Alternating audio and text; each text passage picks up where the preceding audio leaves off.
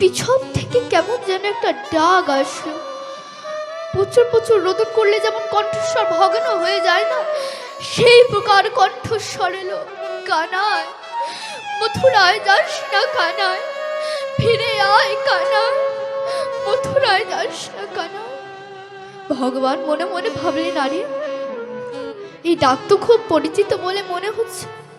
ভগবান চতুর্দিকে দেখলো।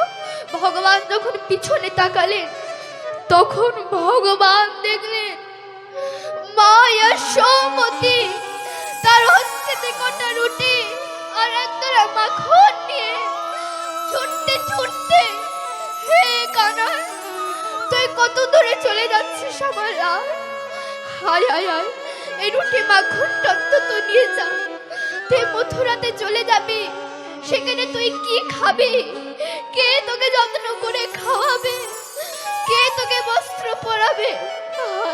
এই রুটি মাখনটা অন্তত নিয়ে যা, 2 দিন অন্তত খেয়ে থাকতে পারবি আমার রাত।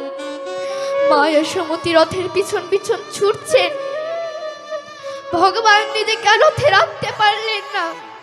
রথের আসনেতে দাঁড়িয়ে গেলেন ভগবান, লাভ দেবে এমন সময় বলদেব চন্দ্র গোবিন্দের হাত ধরে নিল। কানা, এখন যদি তুই রথ থেকে নামিস, তাহলে মা যশোমতী বাৎসল্য প্রেম তোকে আর কদাপি মথুরায় যেতে দেবে না। তুই নামিস না ভাই, তুই রথেতে বিরাজিত থাক। ভগবান আমার রথেতে বিরাজিত থাকলেন। এদিকে মা যশোমতী যতক্ষণ শরীরেতে সামর্থ্য থাকলো ছুটল মা যশোদা। ছুটতে ছুটতে যখন আর শরীরেতে কোনো সামর্থ্য থাকলো না, মাটিতে ধরাম করে পড়ে গেল মা যশোদার শরীর। আর সেই রুটি, সেই মাখন চতুর্দিকে ধুলিতে লণ্ঠিত হচ্ছে মা যশোদার সাথে।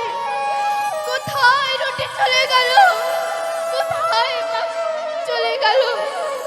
এইভাবে পড়ে মা যশোমতী 2 হাত প্রসার করে, কানাই, মথুরায় যাস না কানাই, ফিরে আয় কানাই, মথুরায় যাস না কানাই বলতে বলতে মা যশোদা তিনি মূর্ছিত হয়ে পড়ে থাকলো।